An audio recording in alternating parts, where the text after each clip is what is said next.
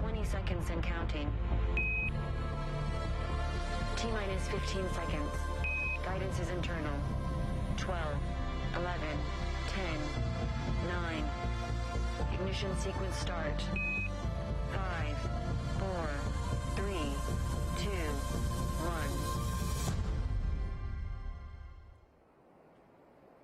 Good afternoon and welcome to NASA's Stennis Space Center in Mississippi. We are bringing you live coverage as Artemis fires up for today's Green Run test, a major milestone on America's mission to land the first woman and the next man on the moon with the Artemis program.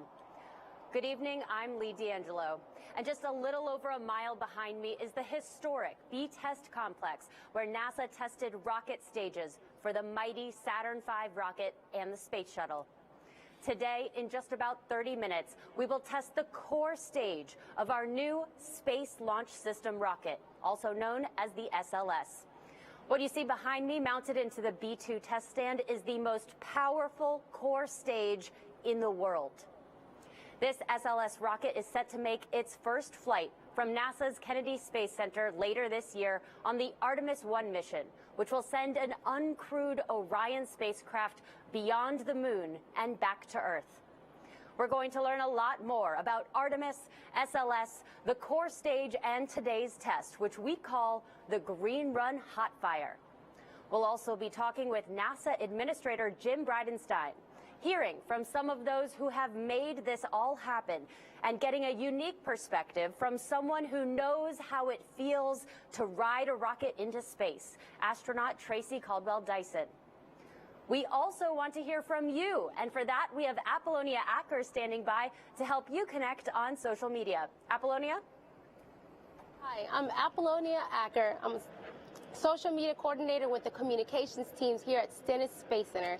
And today I'm bringing your comments live to NASA TV. And we're glad to have you following along on all of our social media platforms. We also invite you to follow us at NASA Artemis on Twitter. And we are live on Facebook, Instagram, LinkedIn, Theta TV, Daily Motion, and Twitch. We're going to be sharing some of your posts, so submit your questions and your posts using hashtag AskNASA. Also, we've been asking you, what would you take on a trip to the moon in celebration of today's hot fire test? And you've submitted your moon kits using hashtag NASA Moon Kit. We're going to be tracking your reaction online, and I'm just excited to see this in person. Back to you, Lee. Thanks so much, Apollonia. And I'm so glad we get to share this event online. We might normally have hundreds of folks on hand here to see this in person, but of course, we're following COVID protocols for social distancing. Those of us who are here are looking forward to some fire and smoke and a lot of noise.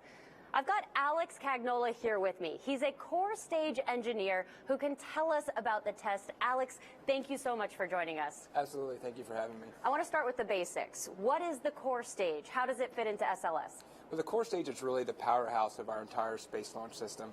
The core stage has two propellant tanks, one of liquid hydrogen and liquid oxygen, 4 RS-25 engines, more than 18 miles of cables, all of our electronics, avionics boxes, everything we consider the brains of the rocket, and of course all the plumbing that goes into feeding our fuel to our 4 RS-25 engines. Sounds pretty big. Yeah, it's very big. You know, our core stage is 212 feet long. You know, the most powerful core stage ever built, so we're super excited to see it be tested today. So we're testing today. We're not showing. This isn't a demonstration. What does a successful test look like? Right, and that's very important to remember. You know, we'll be testing the rocket. We're still, you know, learning things about our rocket as we further test. So, you know, we might hear some test conductor audio interrupt our talk, and we'll be relaying that message to everybody. You know, we might fire a few minutes before or a few minutes after our scheduled time. You know, we're really looking to get some engineering data once we do ignite all 4 engines, and that may include, you know, moving the engines a little bit or throttling up or throttling down. You know, we're going to be testing everything we can to get all the data we need. You're the expert. I'm glad you're here with us. I'm going to have a lot of questions for you throughout the show, so thank you again. And we're getting set to chat with NASA Administrator Jim Bridenstine about the Artemis program. But first, let's hear this message from Stennis Director Rick Gilbrecht.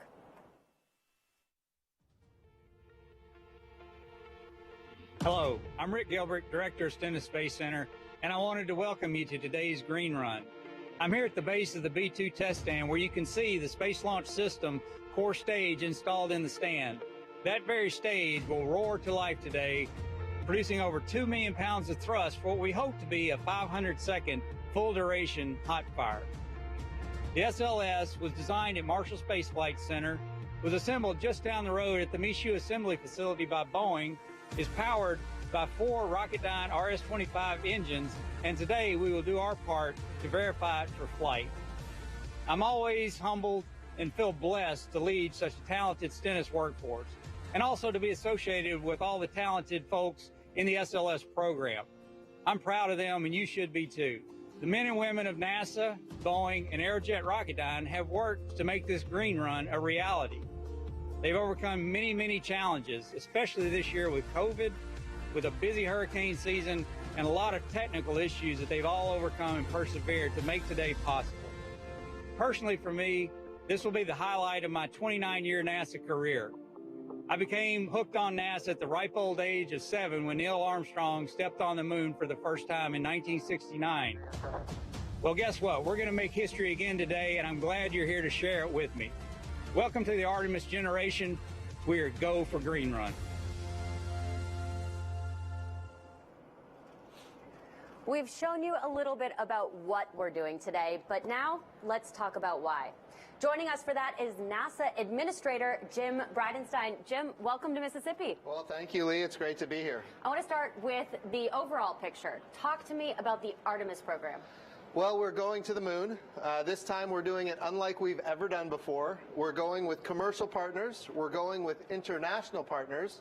We're going to learn how to live and work on another world for long periods of time using the resources of the other world. We're going to use the resources of the moon to live and work with a purpose, because ultimately we want to go to Mars. So we're going to build the capacity to live and work on another world so that we can go to Mars. And the reason we have to do that, Mars and Earth are aligned on the same side of the sun once every 26 months. So when you go to Mars, once you're there, it takes about 9 months to get there. Once you're there, you have to be willing to stay as it orbits the sun until Earth and Mars are aligned again. The moon is always with the Earth wherever we are around the sun. So it's the perfect proving ground.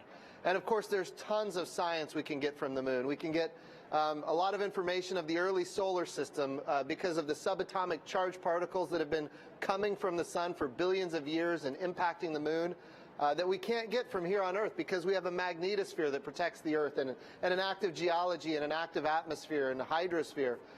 So the moon is a lot about science and data. It's about the early solar system.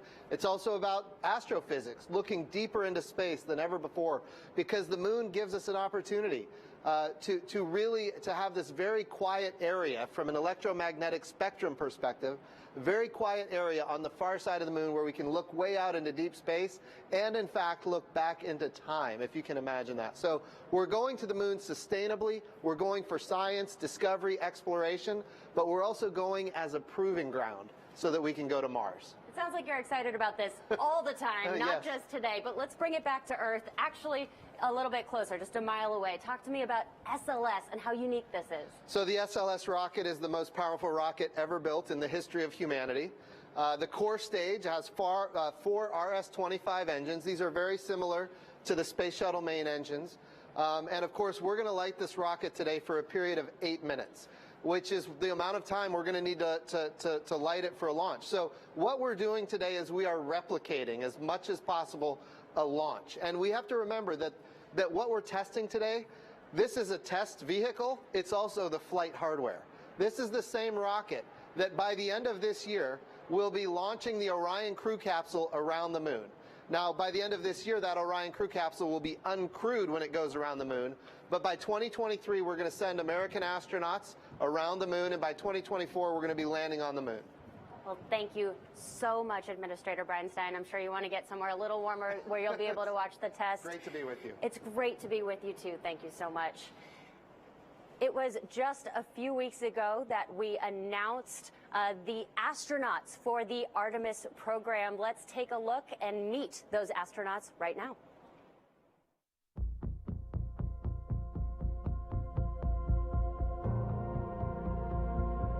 At NASA, we have always answered the innate call to go. With Artemis, we are going to stay. proving that humanity can live on the moon, Mars, and other worlds, and share the wonders of the solar system with all. Our story is one of people. all those who make this journey possible. From advocates across communities, to companies across industries, to countries around the world, we achieve this collective endeavor.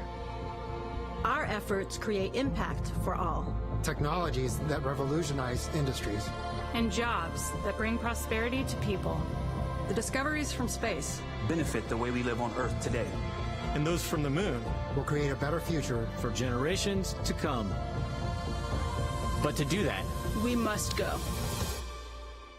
Hi, I'm Chell Lindgren. My name is Raja Chari. Kayla Barron. Kate Rubens. Hi, I'm Christina Cook. NASA astronaut Joe Acaba.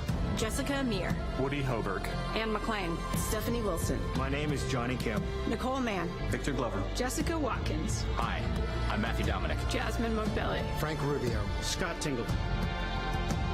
This is what we do. This is what we will do.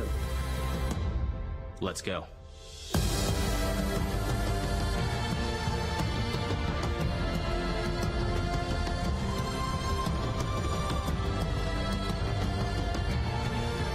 We go to the moon to learn how to live on other planets. For the benefit of all. If you are just joining us, welcome. The engines on the SLS core stage are expected to fire up at 4 o'clock Eastern, 3 o'clock local here at Stennis Space Center. Before that happens, let's get a closer look at the Space Launch System.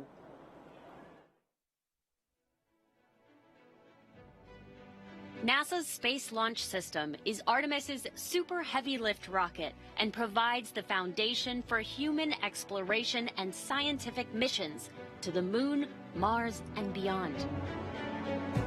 Powered by 2 solid rocket boosters and 4 RS-25 engines, this rocket provides unprecedented power and capability.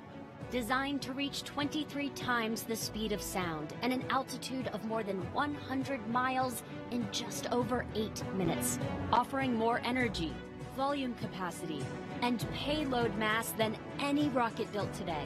Under the launch abort system, Orion and the upper stage, and between 2 solid rocket boosters is the heart of every SLS configuration, the core stage, towering 212 feet with a diameter of 27.6 feet, and storing 537,000 gallons of liquid hydrogen and 196,000 gallons of liquid oxygen. This is the world's largest core stage ever built. The core stage for Artemis 1 fires up for the first time at NASA's historic B-2 test stand. So there it is, the Artemis 1 SLS core stage on the B-2 test stand. The teams on site are planning to fire up those 4 RS-25 engines at 4 o'clock Eastern. Now, Alex, I know this is a culmination of tests here, but it started way long ago. Let's just go back one step and talk to me about how this was built and assembled at Michoud Assembly Facility. Absolutely. So originally the core stage was designed up in Huntsville by our SLS program team and also our Boeing team. And then, manufacturing began at Michoud Assembly Facility in New Orleans. It's our state-of-the-art manufacturing rocket facility. It's more than 44 acres under a single roof. And obviously through the production of that rocket, we eventually moved the core stage from Michoud Assembly Facility to here. That process is no easy feat, a lot of coordination at Michoud. To be able to ship that thing and get it here in the proper amount of time. And so you're talking about moving a rocket on the Mississippi River. Right, yeah. So, we have a barge called the Pegasus barge, and this barge is it's kind of our carrier for the core stage. It's a fully covered barge, and it carries our core stage all across the Mississippi and eventually to Kennedy Space Center. And then when it lands here, how do you get it into the test stand? So whenever the core stage does arrive to Stennis, we have a very talented and very experienced lift team, and they bring the core stage to the sand. They lift the core stage in a very slow process and lower it into the B-2 test stand, secure it, and then we begin our rounds of testing. Your rounds of testing, what does that look like? Well, we actually have a series of green run testing. This is actually the 8th test in a full series of green run tests that we've been performing over this past year. We start with modal testing, which is kind of testing the vibrations and the structure of the rocket to see how it's going to react when we do the hot fire. And then we do things like powering on the avionics, all the electronics equipment, and then we move into activating safety systems, testing MPS components, and kind of piece by piece building on what we previously did to finally get to the point where we are today. And today we call it the Green Run Hot Fire Test. Why is it called the Green Run? Well, the Green Run really refers to the parts in the rocket never being flown before. So, obviously all these parts have been tested by themselves, but they've never really been tested as one giant unit. So today we're really looking to get all that data and fire for the first time. And then obviously the run refers to all the series of tests we've done to get to this point. Well, Alex, thank you so much. Again, we're going to be coming back to you. We're also later on in the show going to start hearing some audio from the control room, so I'm going to be relying on you, Alex, to let us know what they are talking about. And the hottest part of the show today will be those 4 RS-25 engines at the bottom of the core stage. An interesting fact, these RS-25s we're testing today are repurposed from the shuttle program. These 4 engines flew on some pretty iconic shuttle missions, including one of the Hubble Space Telescope servicing missions, the historic return to space of Mercury astronaut Senator John Glenn, 6 flights to the space station, and the final space shuttle mission in 2011. So you can trace a direct line from that final shuttle flight to the first flight of SLS. We've worked with our partners at Aerojet Rocketdyne to upgrade the 16 shuttle main engines, which will power the first 4 Artemis flights. And now we're building 24 new engines using 3D printing and other manufacturing innovations to reduce cost, complexity, and manufacturing time. And a reminder, the test teams here are looking at 3 o'clock Central, 4 o'clock Eastern for today's hot fire test. Of course, many of the teams who worked so hard for this day can't be here in person because of social distancing, but they are still cheering us on virtually. Hello, I'm Terrence Jones, Human Resource Business Partner at Stennis Space Center, America's largest rocket engine test complex. We're so excited for our Green Run test team at the historic B-2 test stand. We are Go for Green Run, Go Artemis, Go SLS. The Aerojet Rocketdyne RS-25 engine team is extremely excited to show the world what our hard-working team has been able to accomplish. Our team is working tirelessly to build reliable engines to ensure the future of human exploration beyond Earth's orbit. Let's go back to the moon. Go Aerojet Rocketdyne. Go NASA. Go Artemis 1.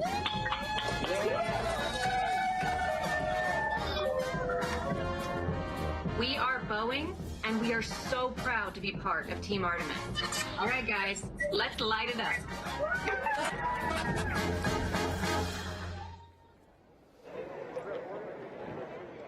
It's so great to see the team cheering us on for this historic event. And you guys have been cheering us on online also. And in celebration of being one step closer to landing astronauts on the moon, we've been asking you, what would you take on a trip to the moon? Let's take a look at some of the entries that we've received. We have an entry from the New Orleans Saints, and Marcus Davenport from the New Orleans Saints, he would pack his helmet and a football. What is a trip to the moon without a helmet and a football? Who dat? We also have an entry here, Moon Kit from Storm Lake Elementary STEM. It's great to see the little ones packing their moon kits. Storm Lake says that our moon mission is back on track. Students K through 1 are preparing to blast off next week by packing their moon kits. And in their moon kits, they have a soccer ball, an astronaut suit, shades, and a camera. You never know if it's going to get bright out there. Good job. We love your moon kits. And how exciting is this? We have an entry from the one and only Marie Kondo. Let's take a look at Marine's moon kit. She is packing a blanket because she gets cold. I could use that right now. She has boxes to keep things tidy. She knows how to pack. And she also has a picture of her family because they spark her the most joy. Awesome. And in responses to what would you take to the moon, we've received some really creative entries. Let's take a look at some more of those entries that we've received. I'm really excited to see some more of these.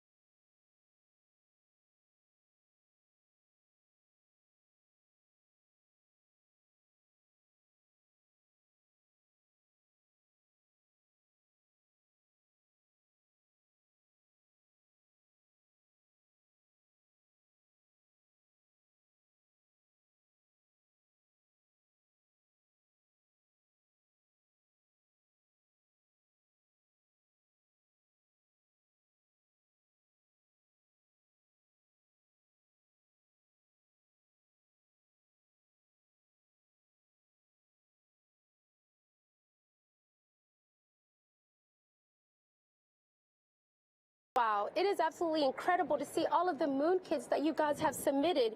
We literally have them from all over the world, and I'm being asked, what would I pack in my moon kit? In my moon kit, I would pack my Pomeranian Azania, and I would have a pretty big box so I could squeeze my 3 boys and my husband in my moon kit. What about you, Lee? What would you pack? You're absolutely right. I'm not leaving Earth without my German short-hair pointer, Penny. And when I told my husband that, he was upset that I didn't say I was bringing him and my sister Casey as well. So we're just turning the moon into a family vacation.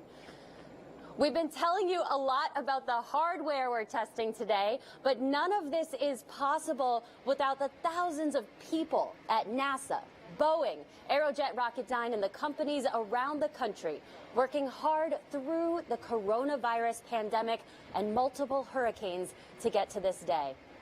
From here at Stennis, where we test, to the Michoud Assembly Facility in my hometown, New Orleans, where we build, to our Marshall Space Flight Center in Huntsville, Alabama, where it all began.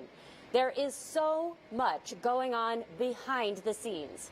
Here's a look at Marshall's Software Integration Lab, which represents the brains inside SLS.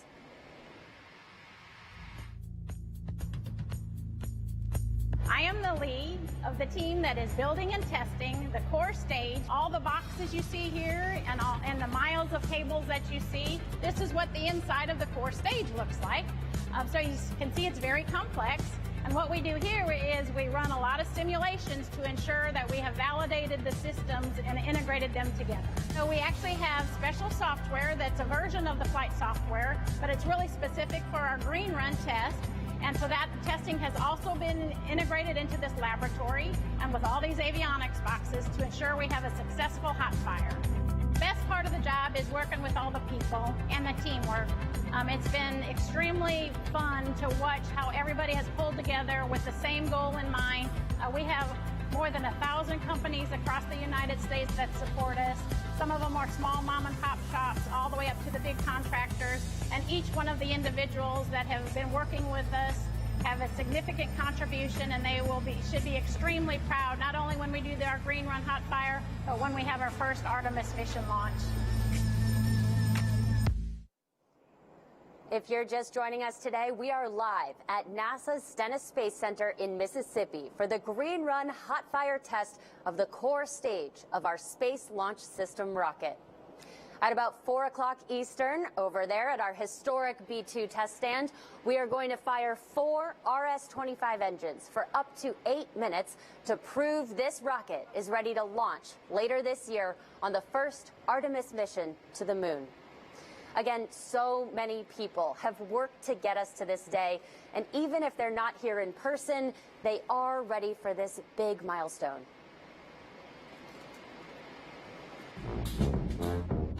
On behalf of all of NASA employees and NASA contractors at the Michoud Assembly Facility, home of America's rocket factory, we wanted to show our appreciation to everyone supporting the Green Run Hot Fire.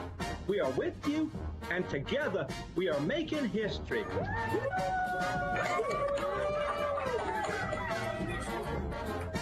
My name is Preston Jones from NASA's Marshall Space Flight Center. I'd like to say congratulations to the SLS team, to the core stage team for this great milestone achievement. As we go into Green Run, let's say go Green Run. Go Green Run! From everyone here on Team SLS, we want to wish Stennis and everyone down there at the B-2 test stand a happy and successful Green Run. Go Green Run and SLS.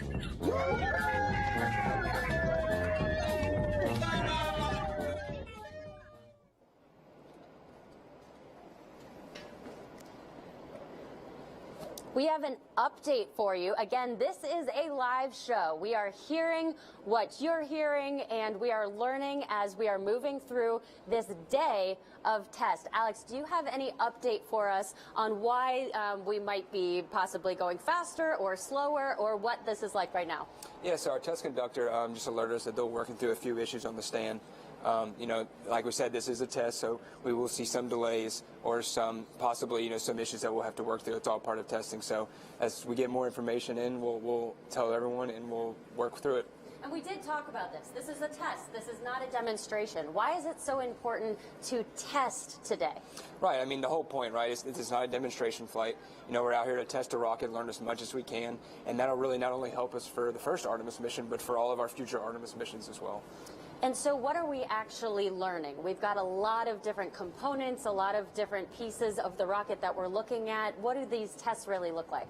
Well, we're really here to simulate almost what a launch would be like, right? The whole core stage with the computers and everything, it thinks that it's going to be launched. Even though we're holding it in place and testing it, we're basically going to put it through a round of testing that's going to simulate the launch. So the whole point is to make sure, one, to verify that the core stage can perform that way, and two, get the data that we will need for launch today. You've touched on this, but how much do the NASA engineers really not know about this rocket? What are you really learning, and what are you just guessing or finding between the data points you're already guessing? Well, obviously our team, you know, knows a lot about the rocket. You know, they've been part of this project for a long time, everywhere from, you know, the beginning of the production to designing the rocket to testing the rocket. You know, they've been part of every step along the way. But even then, you know, you're constantly still learning, and that's part of the whole process. And that's part of the process with any new rocket. And so, you know, that's why Green Run is so important to us and so important to the team and so important to the future of the Artemis mission. We've heard you describe the rocket almost like a human. We learned about the brains of SLS. You talked about breathing, so there's parts of the rocket that can actually move as the test goes forward today. Is that right? Right, yeah. A lot of people don't realize this. You know, we're pumping all that propellant into the core stage, you know, and that's really, really cold. You know, you're talking about a lot of changing temperatures when you're hot firing the engine, and you'll have a lot of parts that'll be moving, not just, you know, tanks shrinking and growing by a few inches just because of that temperature change. So, you know, it's almost like a breathing human being. You know, you'll when you turn it on, it'll actually feel like, you know, it's rumbling. You'll hear it, you'll see it, and it'll be super exciting. So when you turn the rocket on, that's got to be harder than just turning your car on at home. What's that like? Right, absolutely. You know, we actually started vehicle power on a few days ago, and you slowly turn on individual avionics boxes, and then you have to charge the batteries, right? And so you're slowly turning it on one by one and doing verifications of each system as you do turn it on, finally to the point where you have one large core stage working all together simultaneously. Simultaneously. And you talked about temperature changes. Can you describe the changes that the engines will go through today? Right, absolutely. So the fuel that we're adding to the core stage, right, that's our liquid oxygen and liquid hydrogen. Both fuels are very, very cold. You know, they have to be very cold to be in liquid form and not in their natural gas state. So, you know, we're looking at temperatures negative 400 degrees, you know, a little bit more than negative 300 degrees for those two propellants. And then when it comes time for ignition, you know, in less than a second, you know, we're getting up to a few thousand degrees temperature. That's a big difference really quickly. Yeah, it's very fast, you know, and that's part of the thing which propels the core stage and the rest of the SLS off of the Earth's surface. I gotta say, you're keeping calm. You've got a cool level head right now, but I have to imagine you're excited about this. You've been working on this for years. Yeah, you know, it's an absolute surreal experience, you know, for everyone who's been working on this, you know, for the last few years and even longer than that. You know, I think everyone's really excited about the core stage test. Everyone's excited to see it be launched for Artemis 1 and for the future Artemis mission. So I know the whole team's working hard. You know, the team in our test control center is working very hard. So, you know, I think everyone's just looking forward to it. I do want to talk a little bit more about the team because we see some people here, but it's actually people across the country. Can you talk to us a little bit about the different companies that have gone into integrating with NASA here and how all that comes together?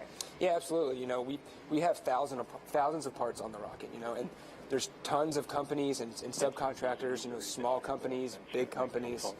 And so, you know, we've had parts from more than 44 states across the nation. And then obviously, you know, our Boeing contractor, our lead contractor for the project, you know, they've been working hand in hand with NASA the whole time. Those teams have really been performing really, really well thus far. And then obviously our RS-25 engines supplied by Aerojet Rocketdyne. I mean, you know, all three of our teams have done a really good job of getting to today. Well, Alex, thank you for being in the hot seat, explaining everything to me and to everyone at home. We are actually going to move forward now. We're going to give you a little bit of a break. Feel free to take some water and listen in. We actually would love for you to listen in to the control room so we can come back and ask you exactly what they're talking about. Give us a breakdown. I'm excited now to be talking to an astronaut who is here with us, Tracy Caldwell Dyson. Tracy, it's so great to meet you. Thank you so much for being here. My pleasure. It's a real honor and a privilege to be here. So it's going to be exciting. Well, first I want to talk to you about the act of launching off this planet. You have flown on the shuttle, STS-118 specifically, and one of those engines that flew you to space is powering this very core stage. That's pretty cool. That is really cool. All right, I have to ask you first basic question. What does it feel like to launch? Oh gosh, there's so many feelings. Even before you even get inside the vehicle, as you're walking up to the launch pad, and you see this mammoth rocket standing before you, and from the sensations to the things that you see to the things that you realize, you've got a job to do, but yet you're doing this incredible.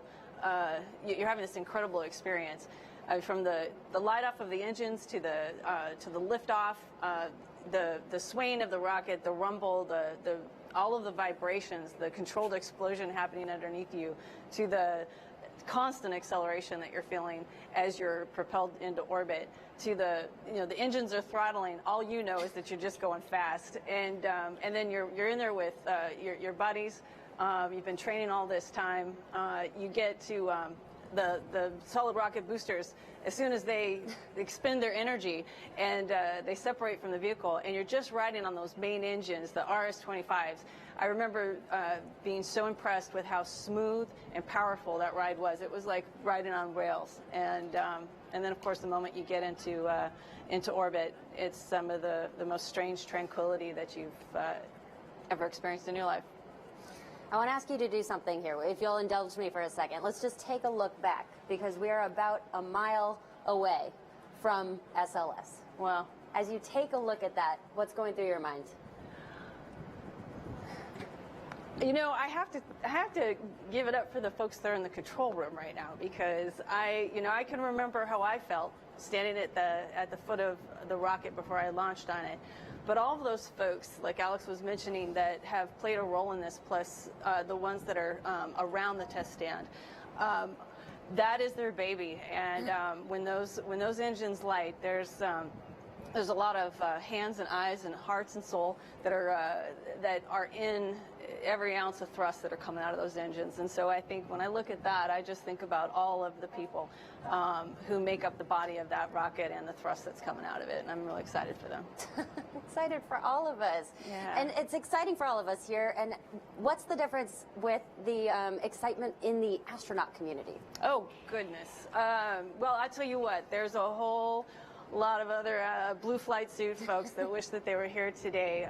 We are just genuinely excited about this opportunity to go further than low Earth orbit and explore again our moon, and to set a foundation along with those footprints, and to go beyond that, and to just be here at this time with all this excitement is a real privilege for all of us.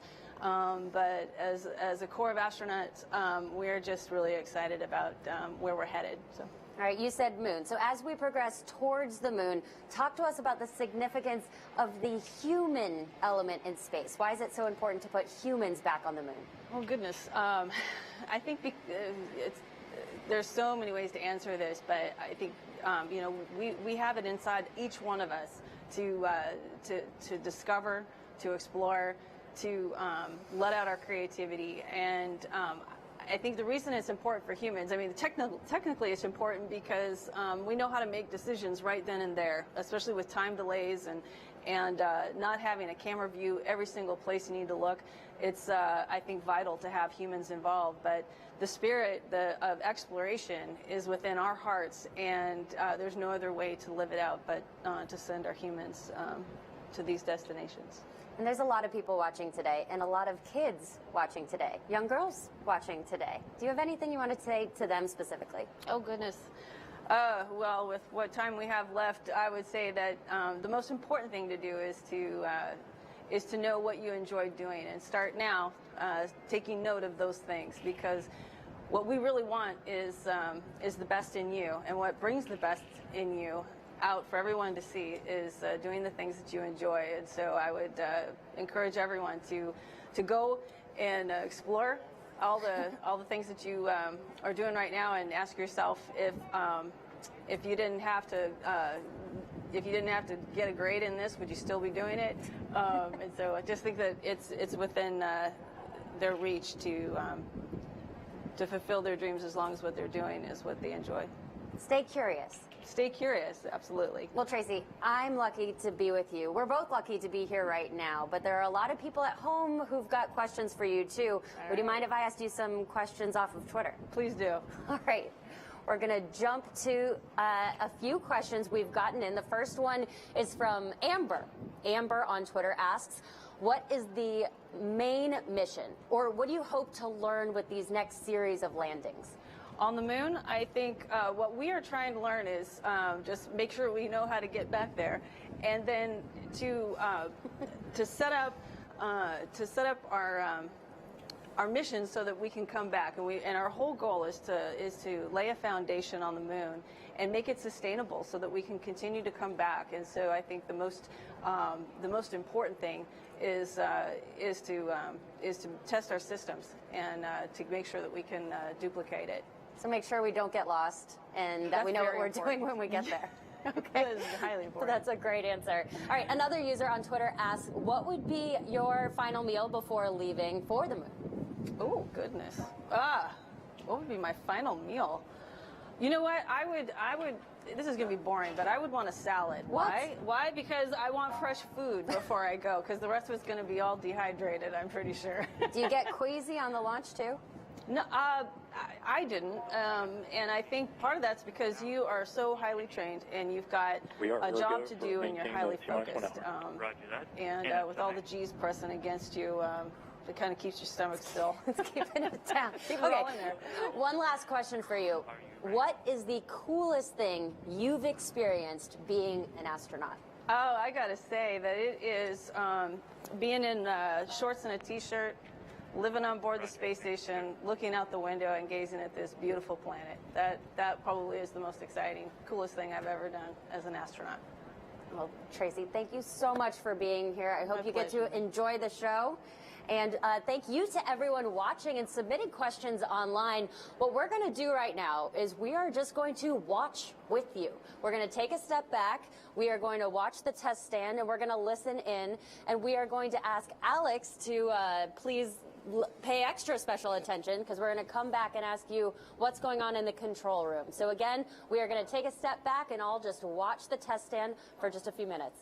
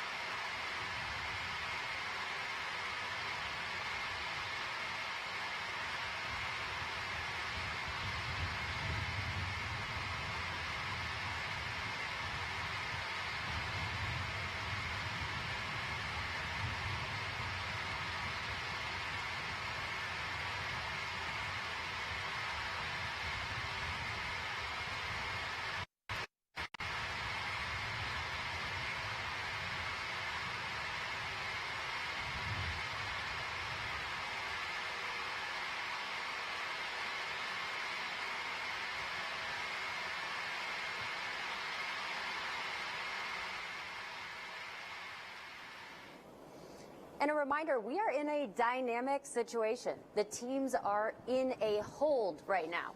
We are still well within our window for today's test. The teams are working towards getting an updated test time for today. So we have Alex with us, and Alex, we were listening into a little bit of the control room audio. What does it mean that we're in a hold, and what were you hearing from the control room? Right, so right now we're still in a stable replenish, and basically what that means is we're still getting fuel into the tanks from the facility, and the replenish cycle is kind of meant to maintain topping off the tanks to their full capacity as some of that liquid does turn back to gas, and we've been off that gas. So we are in a stable replenish phase. Obviously, some of our engineers in the test control center are seeing some data that they don't like or might be not exactly normal from what they usually see. So those teams are off now, kind of having sidebar conversations with each other to kind of determine what we need to do to go forward.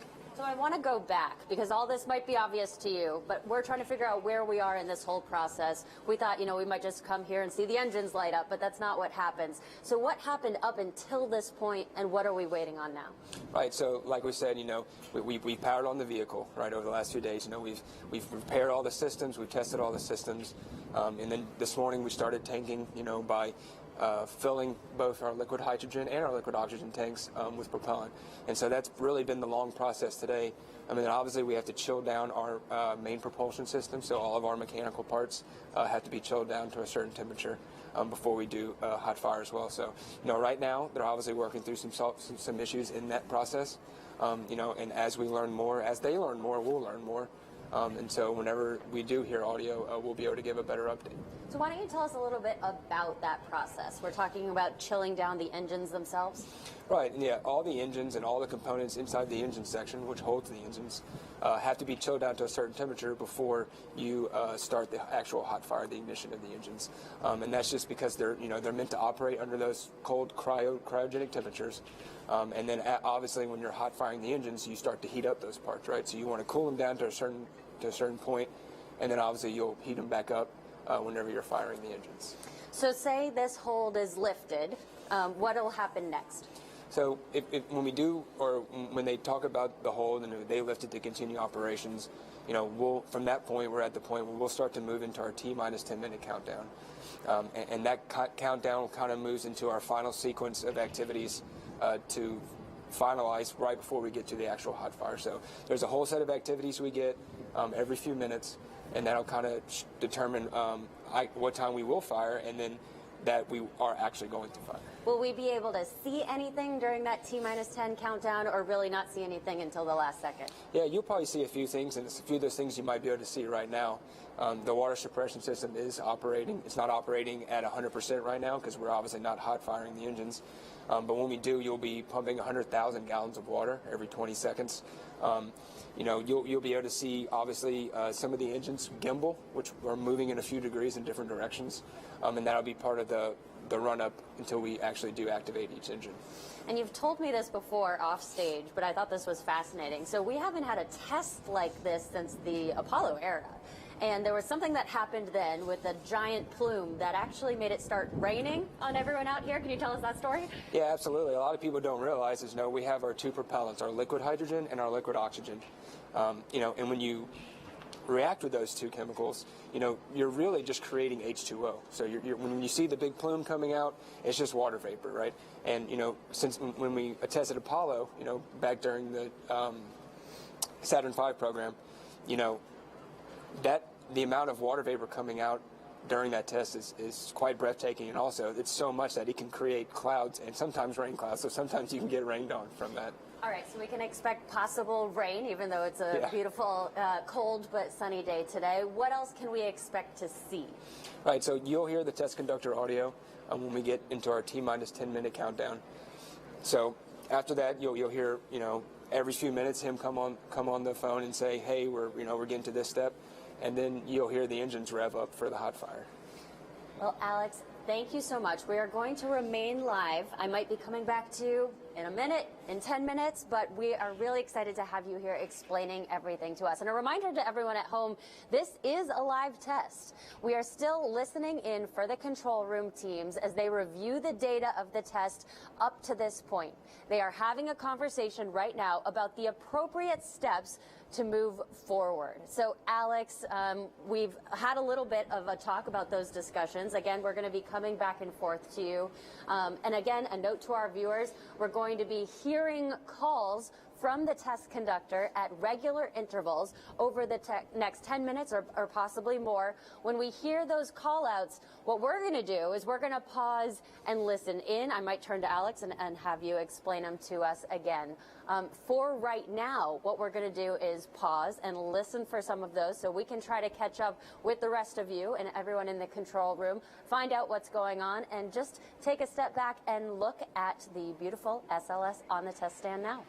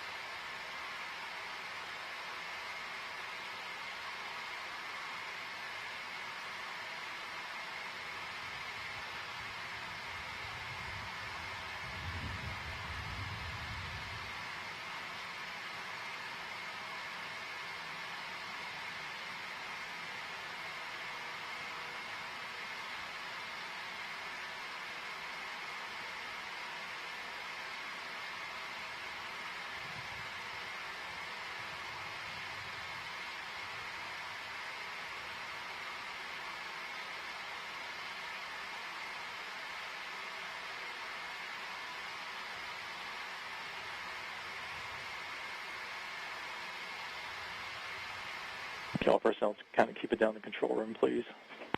We are coming up on another event here in the terminal countdown timeline, coming up on about minus 40 minutes here in about 2 minutes.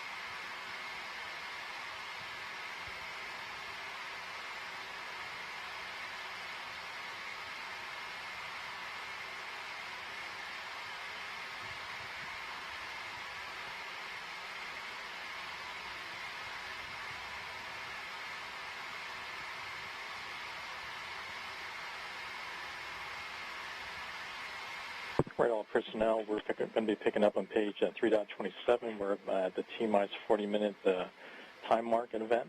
Step 4.61, SCE. Let's go ahead and initiate the terminal count sequencer IOC for substep alpha. Let's go ahead and enable TCC user underscore hold. Let me know when that's enabled. Copy.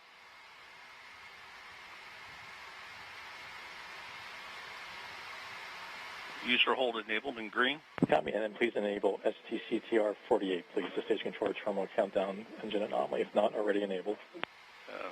STCTR 48 enabled in green. Copy that. Takes us to step 4.62, sequencer. Let's go ahead and perform the stage controller terminal count sequencer setup as follows. Please ensure the countdown timer is open. CDC window is open. And ensure your display test commit criteria is also open. TCC display is also open. Copy. And we're going to go to substep Charlie. If you would, verifies on the terminal count sequencer that the IOC has been initiated. Verifying initialization was successful. Copy. And verify engine configuration is hot fire. Engine configuration is hot fire. And verify display configuration is hot fire. Display configuration is also hot fire. For substep 4, please record the version of the GLS events table being used for today. Okay, version hot fire, version R98 Rev 8. Did you copy that, BQA1? No, sir. Engine configuration being used today is hot fire, version R98 Rev 8. Version hot fire R98 Rev 8. Correct, Rev Alpha. Copy, it takes the top of... A is that Alpha, right? Hot fire R98 Rev 8, copy. Okay, that takes us to the top of page 328 for substep 5. Verify that the engine configuration is the desired version of the GLS events table that you just mentioned. Confirmed.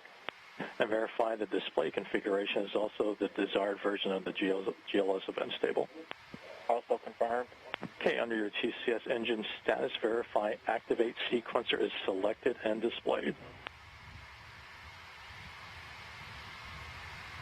TCS engine status activated. Copy that. Okay, per the note there, TCS will automatically stop at the T-minus 10-minute hold point. HEA, if you're on 16, step 4.63 is yours. Copy that. NTC is HEA in 16. Give me a second. Here's coming to 16. Go for NTC. NTC, can you please verify and or perform a helium spin start panel activation per DOP 11 to provide 1,000 to 1,300 PSIG to the CAPUs? Roger that. It is set up. Copy that. It is complete. Record a UTC on that of 016-21-17-07. Copy 016-21-17-07. Copy that, and the NTC, the next step is yours per step 4.64, please. Roger that. And in BTC, let's go ahead and prepare the deflector for test configuration. And he's on the phone, but he's been coordinating with the water plant, and he'll get the bypasses open in just a moment. Copy that. And then NTC, per our discussion, we will we will maintain the current timeline and the current countdown time per our discussion. Roger that. Sounds good.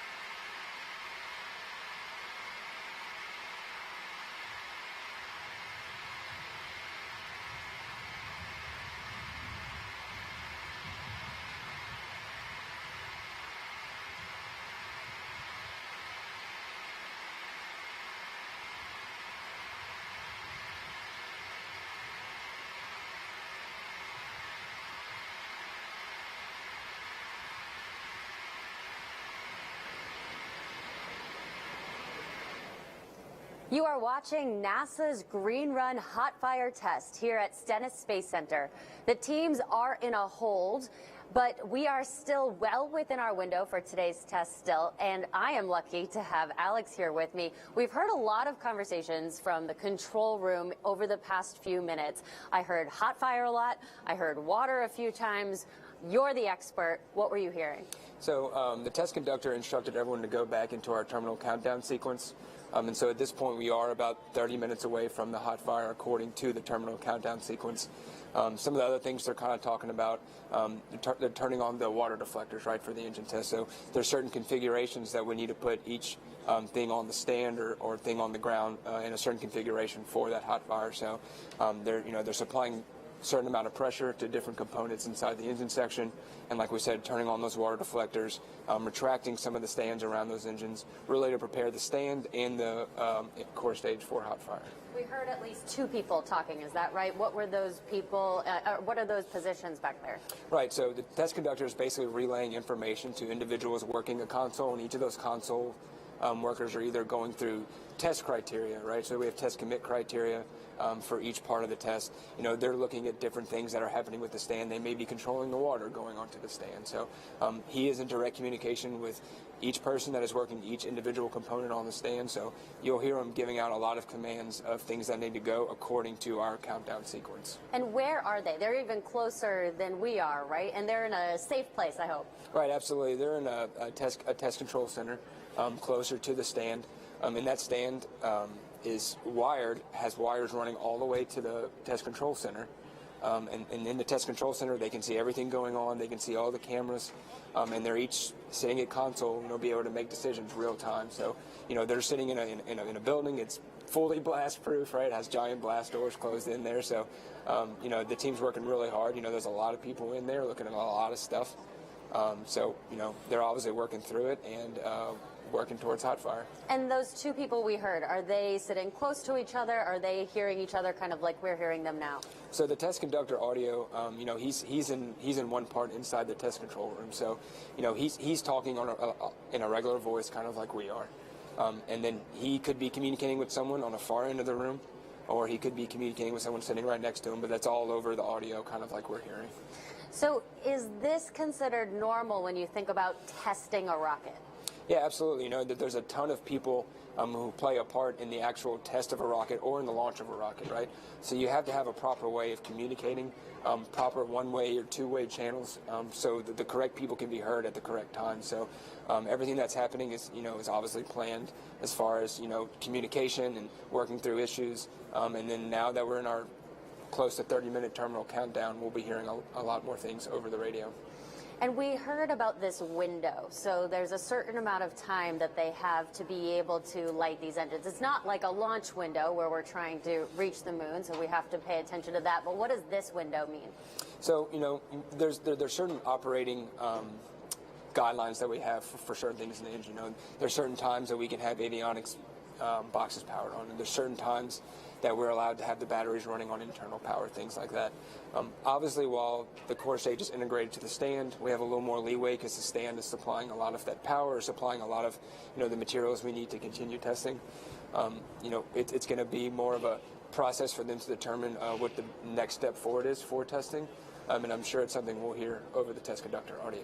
Okay, I'm going to be coming back to you a lot more. Again, we're going to keep you in the hot seat here, even though it's cold outside. We're all excited for the big hot blast coming in. I think you said about 30 minutes is Yep. what we're expecting. So again, what we're going to do, a reminder, this is a live test. We're still listening in for the control room teams as they're reviewing this data as we're leading up to the test point. They're still having a conversation right now about the appropriate steps to move forward. So again, we're going to join you. We're going to take a step back and just watch. We're going to look at the test stand and listen in for the control center. We're going to let Alex digest it all for us, and we'll come back to you in just a few minutes.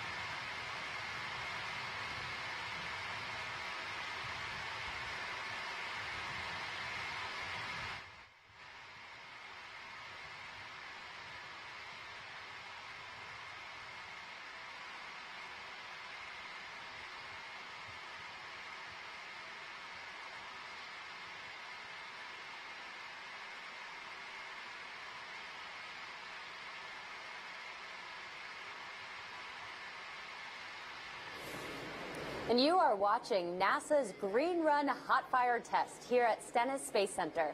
The teams are in a hold, but we are still well within our window for today's test. And we did just get an update. And so we've got our expert here, Alex, a core stage engineer. Alex, what did we just hear from the control room? So our test conductor is kind of discussing a path forward, obviously, with our test. Right now, we're about the T-minus 10-minute mark. So we're in a holding pattern for that T-minus 10. They're going to go around, continue to monitor our fuel levels, our propellant, how much propellant we have.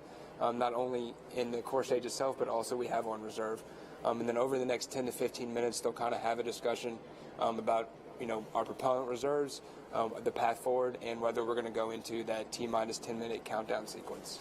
Okay, so we heard about one hold earlier when we started taking our pauses and listening in. This sounds like we're in a different hold, is that right? Right, so the T-minus 10 hold is really the last major milestone before we get into a lot of the major operations that we use to get into the actual hot fire. So, starting at the T-minus 10 mark, every minute we have a lot of very important tasks that we'll be doing up until hot fire. Okay, so let's walk through those. What else will we expect to hear once we hit T-minus 10? And then what are some of the calls we can expect to listen in on and expect going forward? Right, so once we start T-minus 10 count, we'll have a lot of software that gets initiated to start the hot fire, right? And some of that's automated, some of it's not. We'll move into activation of some of our major propulsion components. We'll turn on our CAPUs at about the 4-minute mark, and those are used to kind of steer our engines with our hydraulic system. From there, we'll start certain purges inside the engine section, and then we'll move into internal power within the rocket, so it's fully powering itself, and then we'll start the engine sequence. And a reminder, this is a live show. We are listening into the control room. It's very important that Alex doesn't just keep talking, giving us interesting answers the whole time, because he needs to listen in to be able to digest what we're hearing so he can tell us what's going on and we can get more of an update.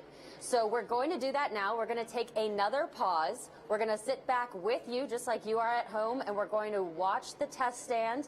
We're going to have Alex listen into the control room so we can come back and find out when we can watch the SLS core stage hot fire test. We'll be right back.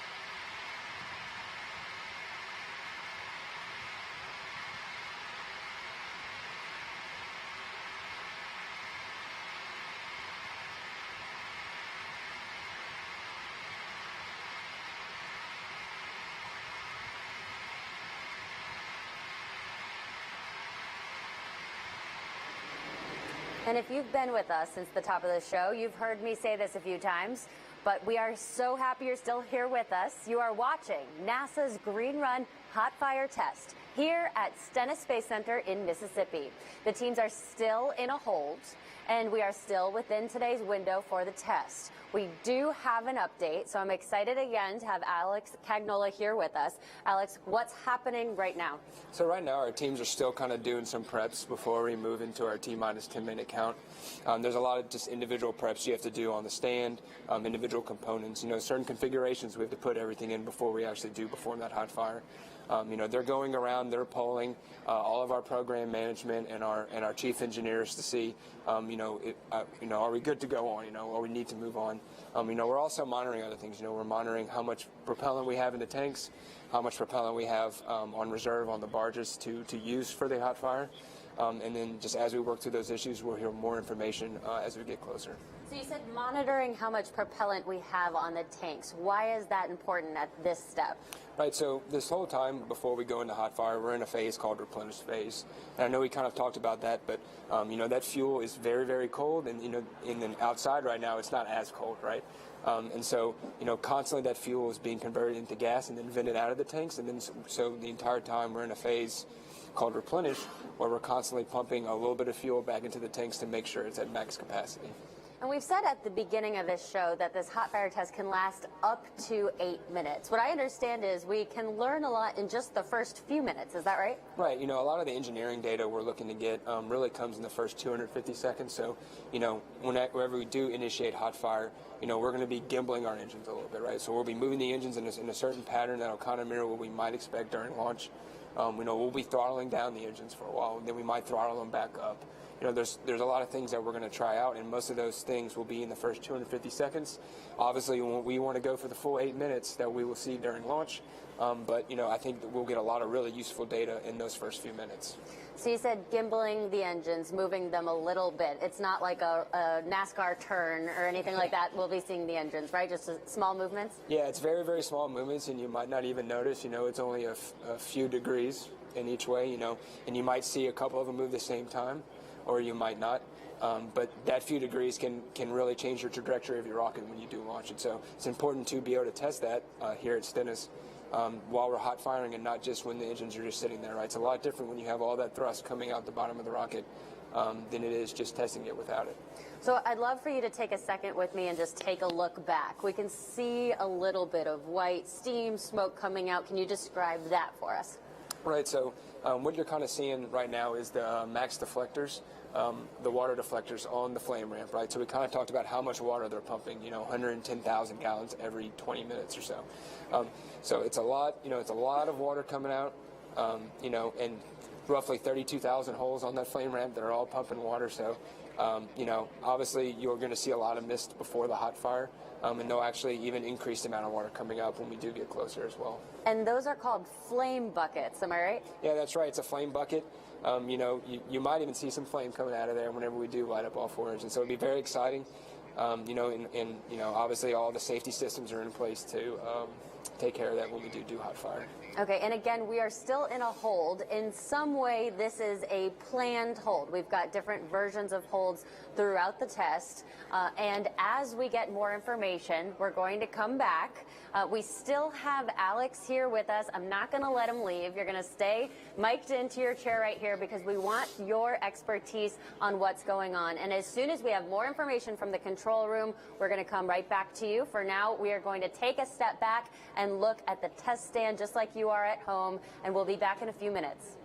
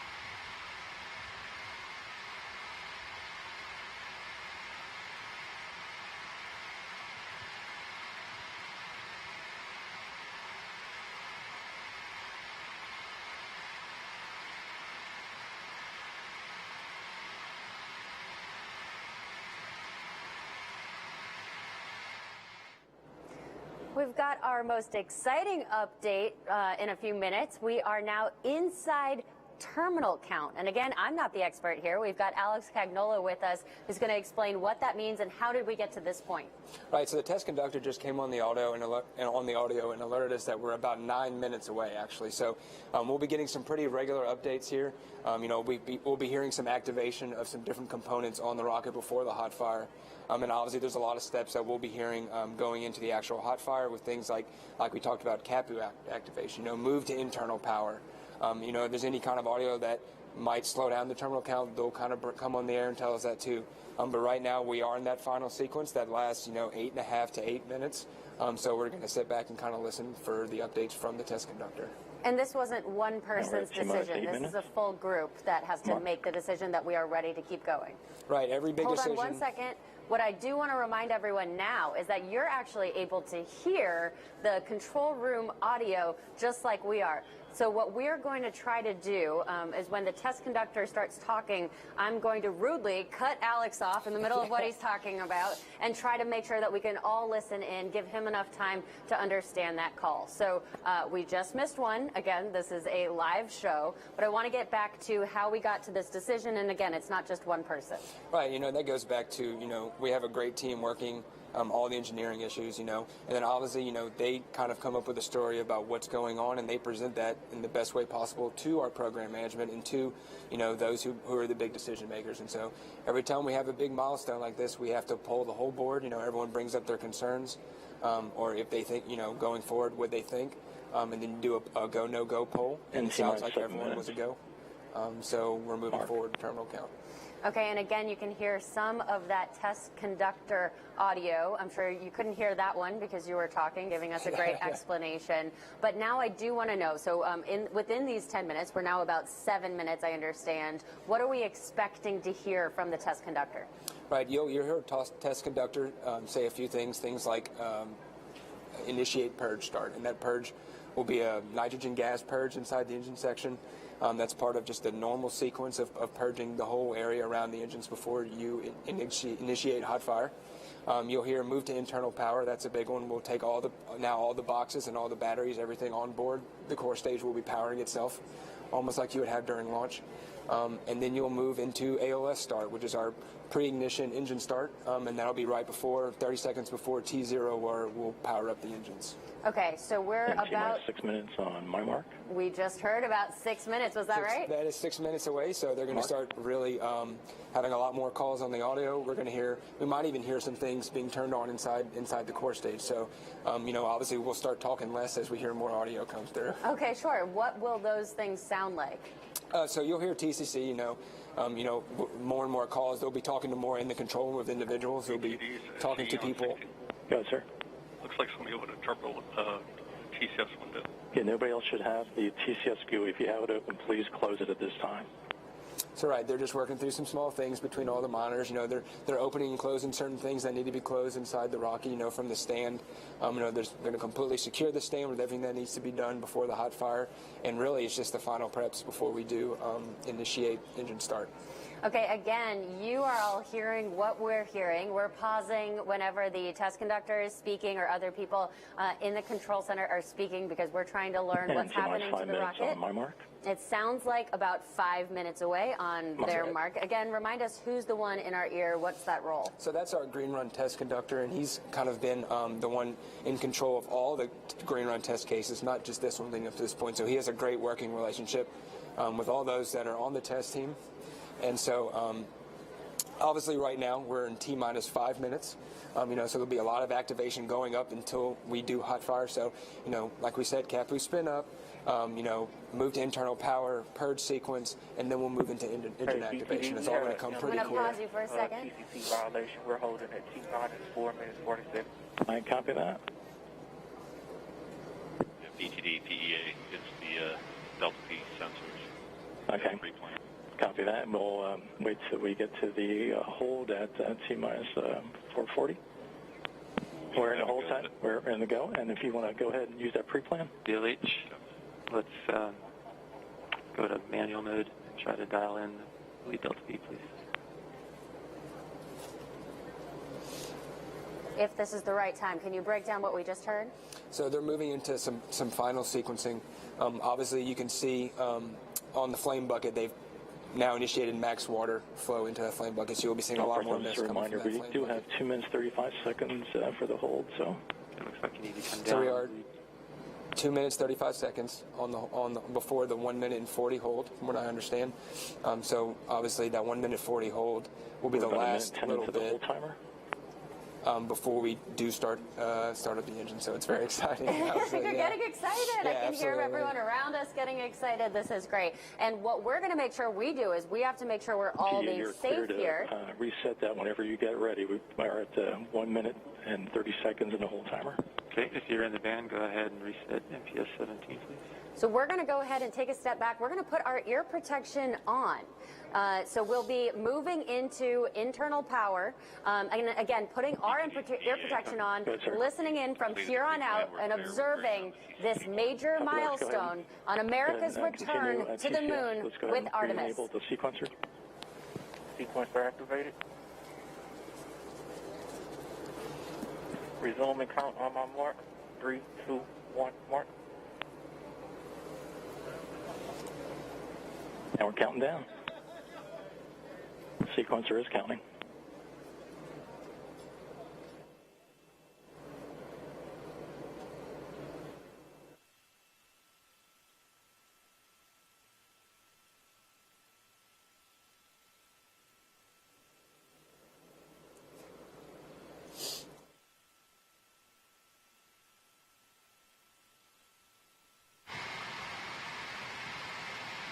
Coming up on T-minus 4 minutes on my mark. Mark.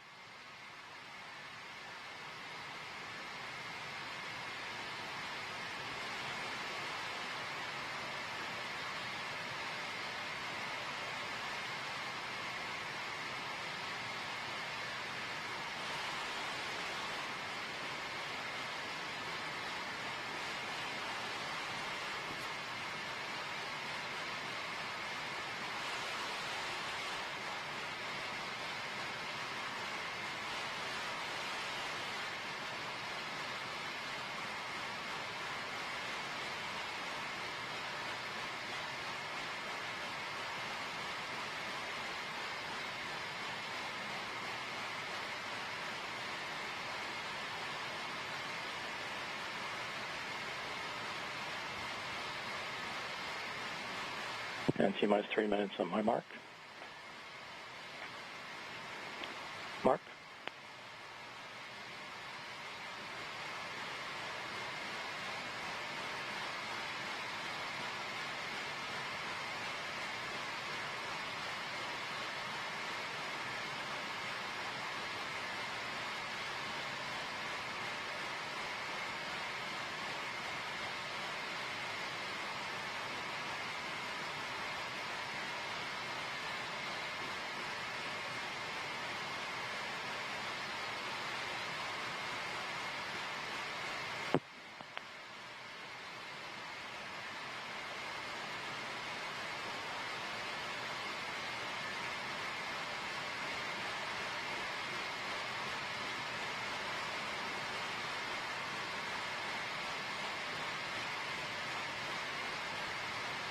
Coming up in T-minus 2 minutes on my mark.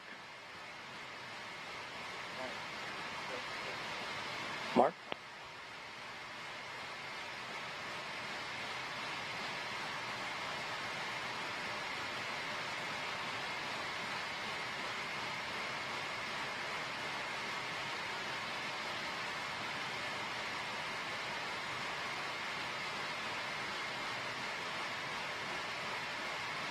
Come on T-minus 130.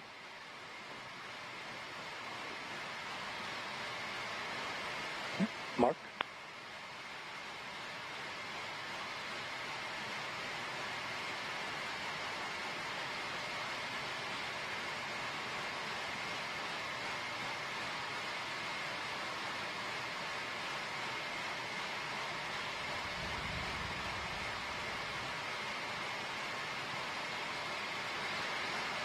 Coming up in T-minus 1 minute on my mark.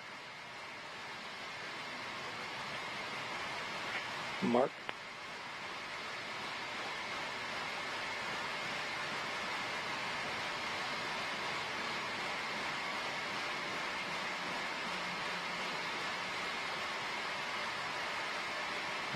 Okay, for all personnel, report that you're ready to go. PEA.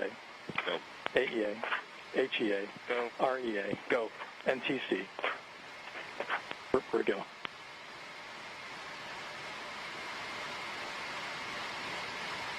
All right, we're in ALS.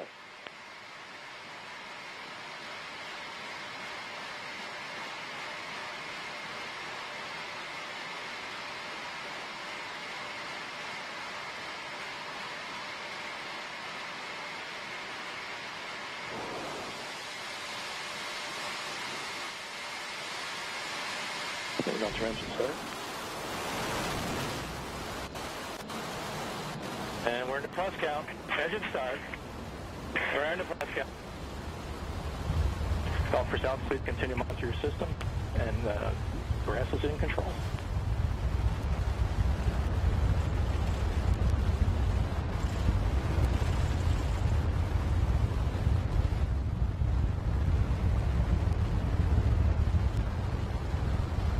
All right, plus 25 seconds.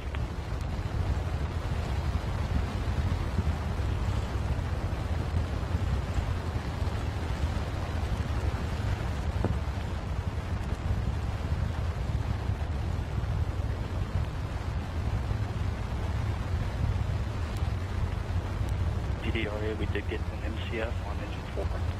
Copy that, but we're still running. Still got 4 good engines, right? Got that.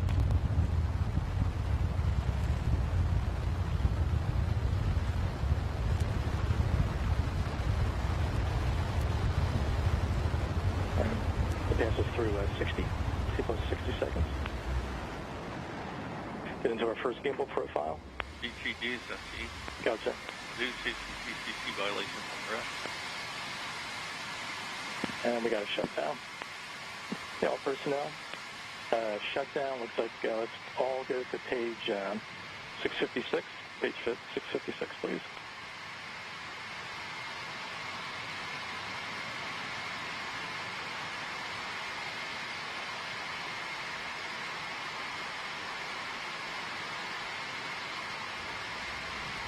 Okay, all personnel, it's going to be post-hot fire or shutdown securing operations on page 656.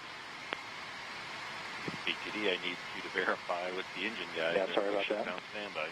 Okay, all personnel, that does take us to the last page there on page 632. AR1, if you would, on step 4.241, please verify core stage engine 1s and 4 have shut down for that step, and we have a safe engine shutdown.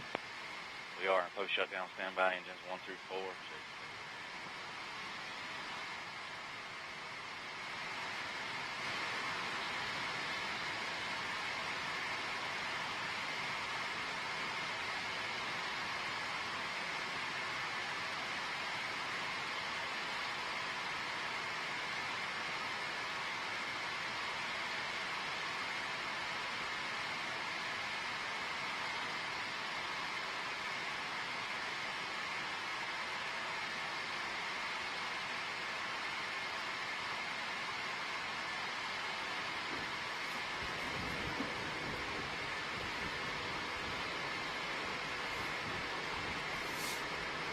We just saw the core stage of SLS fire up. Of course, we also heard some test conductor come in, so we want to go straight to Alex. Alex, can you please describe to us, first of all, what we saw and then what we heard?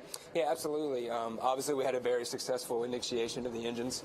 The beginning of our thrust profile there when we were firing for the first minute or so, we obviously were getting some really good data coming through.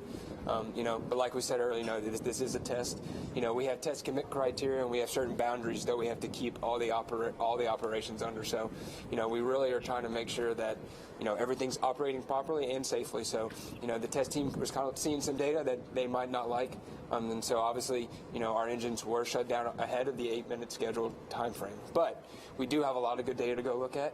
And hopefully, we can move on from here and maybe get, see what's going to go on further. So I was looking at your face when that started lighting up, and that was incredible. We saw the cloud forming. We both saw rainbows just forming right over our side. Just how did it feel in those first few seconds? Yeah, it's amazing. It never really gets old, that feeling that you get, in your chest, or, seeing, just how powerful those rockets are when they're testing. So obviously, it was an awesome thing to see, and I can't wait to get the core stage to Kennedy and get ready for launch. And you told us, over 8 minutes we might have had tons and tons, terabytes worth of data, but we already have data just from right now. What are they going to do with that right away? Right, and so just like all of our other green run tests, we have teams that are going to go and break down that data and kind of see what we're seeing in our profiles, right? And so, that all goes into the profile that we'll use for launch eventually at Kennedy. So, obviously there's a lot of things to look at the data. We kind of talked about, over the span of our green run testing, we have roughly 800 terabytes of data, and that's a lot of data. We're talking about it's hard to grasp how much data that is. So, we'll obviously take the time to dig through everything, and then obviously have a path forward from there. And I know it happened really fast, but can you tell us what the people were talking about that we could hear from the test conductor in that audio?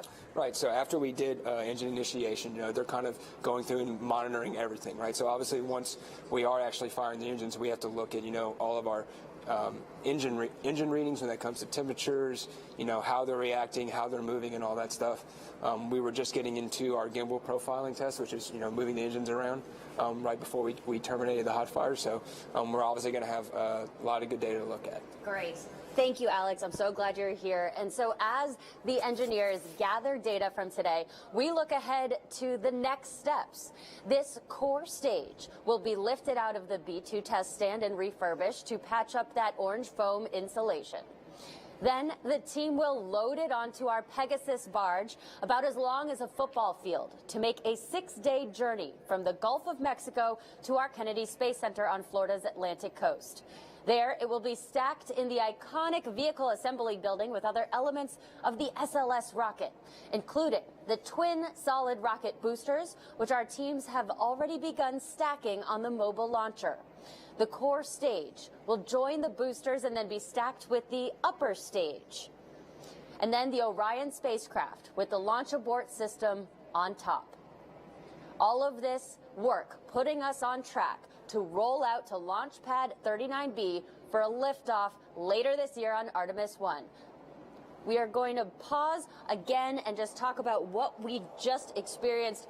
The stage was rattling that we're on here. We saw everybody with their phones out who's able to be here today. Talk us through from right when the engine started. What did we just see? Right, so you kind of, those last minute and a half, right, you're kind of hearing the test conductor talk about, move to internal power. All go for ALS startup, which is engine startup, right? And then at T-0, you heard the final count where they're kind of polling all the people who are really watching the critical components of the rocket, those critical readings we need right before we initiate engine start. So after, everyone kind of gave their go, we initiate engine start, obviously. And that ALS, you kind of saw the pre-burners going on that rocket. You kind of see some of the sparks flowing, right? And that's all part of the test. And then right before they start flowing, that fuel and that mixture, and then it ignites, and you see it at T-0. So that's kind of what we were seeing running up to the test. And then after that, you obviously saw the plume and then the rest of the test as well. And we saw a few different angles. We were up really close to the engines. How were we able to see that? Well, obviously we have, the cameras and all of our views on the standard, obviously well-engineered cameras, very protective casings and all that. It's all important that we not only get the data, but all the video and the view of what exactly is going on. Great. Well, thank you again. We may still come back to you, but I want to remind everyone, it's not just Artemis 1. We've got several firsts on the horizon.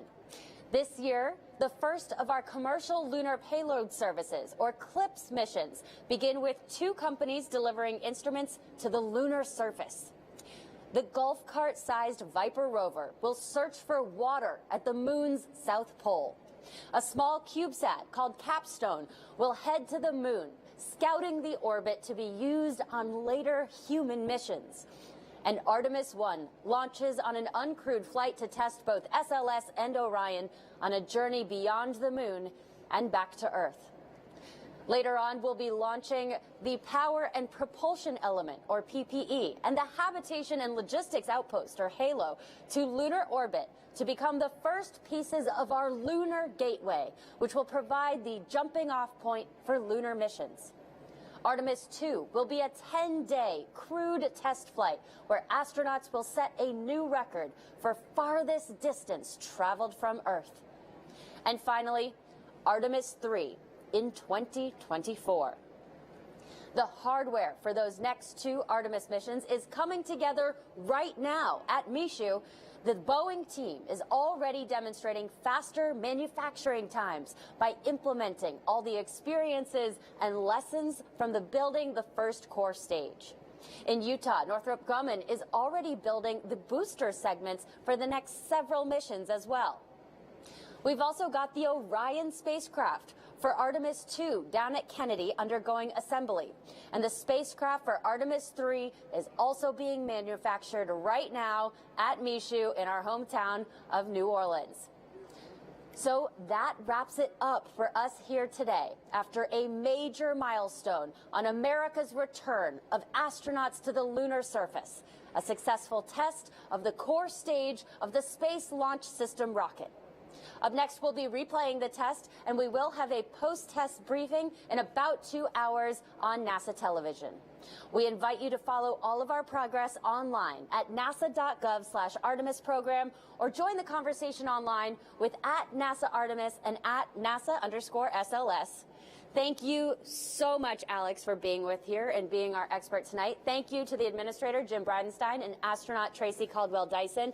And most of all, thank you for joining us. And go Artemis.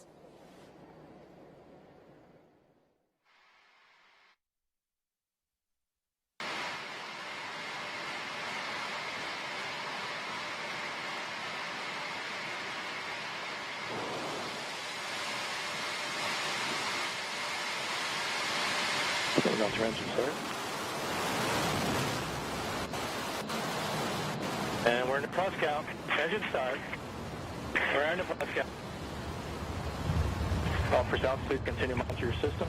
And grass is in control.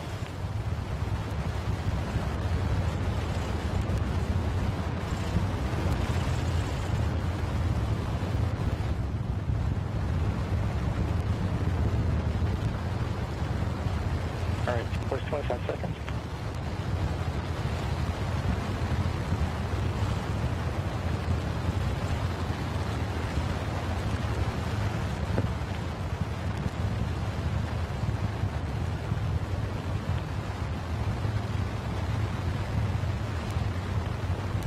TDRA, we did get an MCF on engine 4.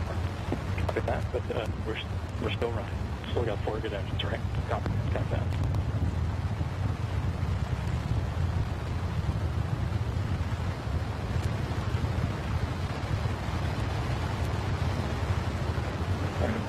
Gas us through 60 seconds. Get into our first gimbal profile. DTG is SE. Go, sir. Do see some TCP violations on the rest. And we got a shutdown. All personnel. Shutdown looks like let's all go to page 656. Page 656, please.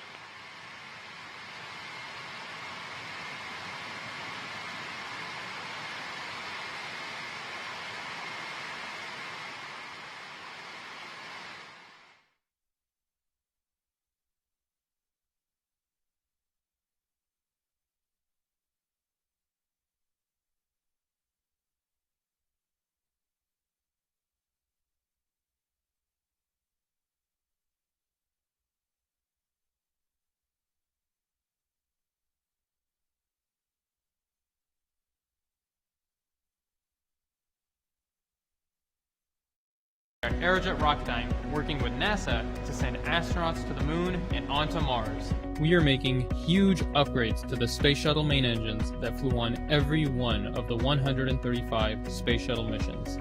This new engine is called the RS-25.